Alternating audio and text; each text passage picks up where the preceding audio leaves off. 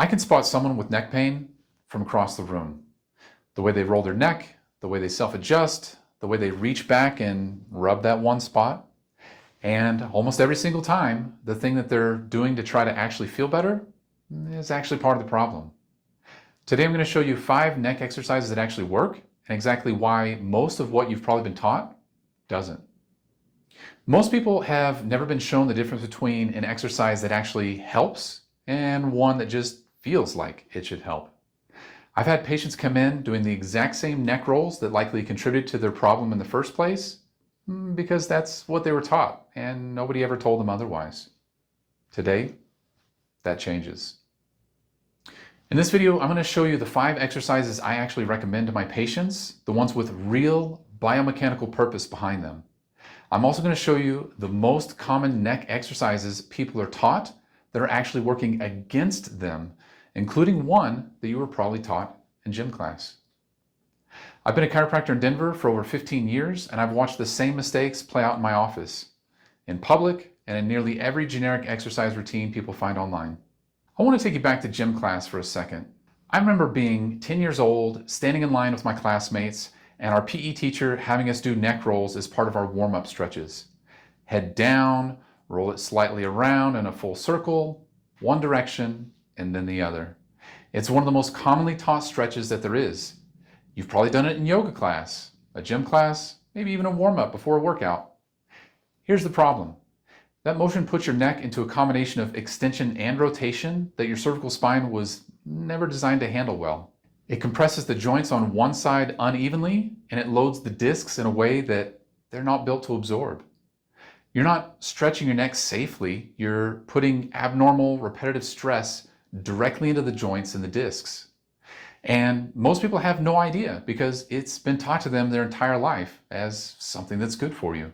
So what should you do instead of neck rolls? We'll get to that. But first, there's a second mistake that I see just as often, and it might be even more damaging long term. It's the belief that a stretch needs to hurt in order to be working effectively. The old no pain, no gain mentality. Now, when it comes to your neck, this is exactly backwards. If a stretch is provoking pain, that's not a sign that you're pushing through a barrier. It's a sign that you're stressing tissue that isn't ready for that load yet. Here's what I tell my patients instead. If a stretch causes pain, don't abandon it entirely. Just back off the intensity slightly. Reduce how far that you're stretching until the pain goes away, and then work from there. You still get the benefit of the movement without the setback of aggravating something that's already irritated. Pain during a stretch isn't progress. It's a signal to adjust, not to push through. So let's talk about where you should actually start. The most overlooked exercise in neck rehab isn't a specific stretch or strengthening move. It's simply moving your neck through its normal range of motion, gently and without force. That means slowly bringing your chin down towards your chest and then tilting your head back to look up. Turning your head to look over each shoulder. Gently tilting your ear toward each shoulder.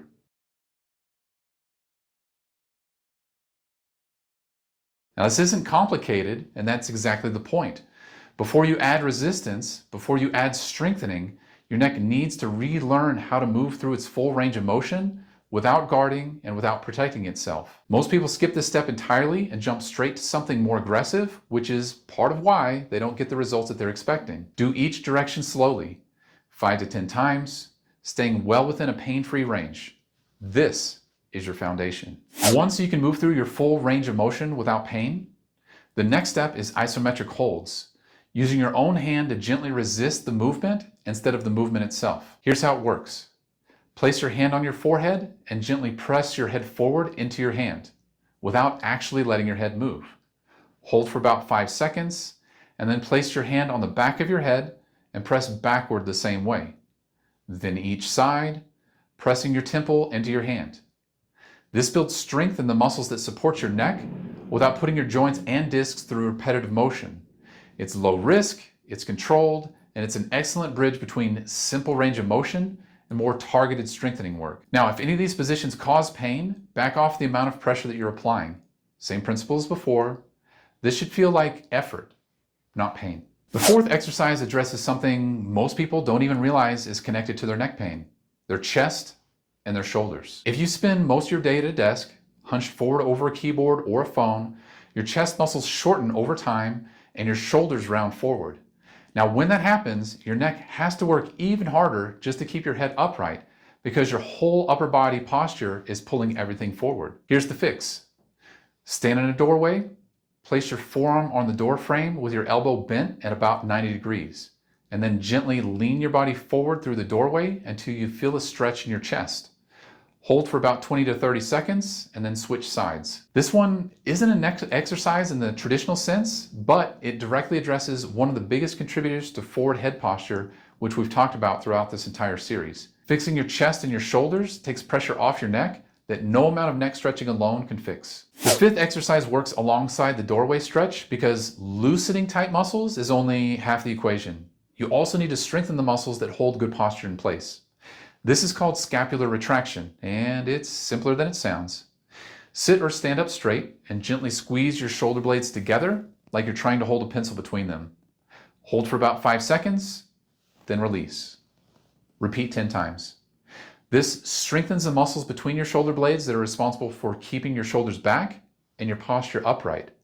When these muscles are weak, your shoulders round forward, your head drifts forward to compensate, and your neck ends up carrying load it was never meant to carry.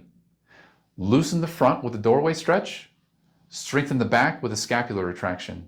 Together, they take pressure off your neck without you ever having to stretch your neck directly. Now, here's one more thing that I want to address because it might be the most commonly recommended neck exercise there is, the chin tuck. You've probably seen it everywhere. Draw your chin straight back, hold, release, repeat. It gets recommended for almost every type of neck pain, regardless of what's actually causing it. Here's my honest opinion after 15 years of doing this. The basic chin tuck, done as a blanket recommendation, is often oversimplified to the point of being close to useless, or in some cases, actually counterproductive. If you've lost the natural curve in your neck, a basic chin tuck can actually flatten that curve further rather than actually restore it. If you're dealing with an acute disc issue or nerve irritation, it can jam the upper neck joints and aggravate symptoms rather than help them. And if your deep neck muscles already function normally, doing repetitive chin tucks adds stress without actually addressing whatever is actually causing your pain in the first place. The real version of this exercise, the one that actually helps restore a lost cervical curve, is a more advanced progression that has to build on the foundational work that we just covered, and it needs to be introduced carefully, often under professional guidance. It's not really something that I want to teach as a one-size-fits-all move in a YouTube video, because for the wrong person, it can genuinely make things worse. If you've been doing chin tucks because someone told you to and they're not helping, that might be exactly why. So here's what I want you to take away from this video. Neck rolls, pushing through pain, and generic chin tucks, 3 of the most common things people do trying to help their neck, can all work against you instead of for you. Active range of motion, isometric holds, the doorway chest stretch, and scapular retraction, these are the exercise I actually recommend because they have real biomechanical purpose behind them and they're appropriate for almost everyone, regardless of what's specifically going on in your neck. Here's what I've learned after 15 years of doing this. Knowing which exercises actually help doesn't really matter if you don't do them consistently. So I built something for that.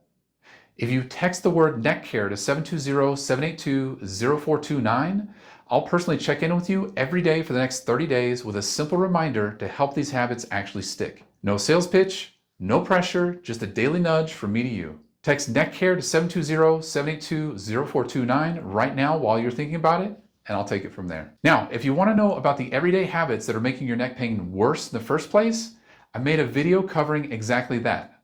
That video is right here. I'll see you in the next one.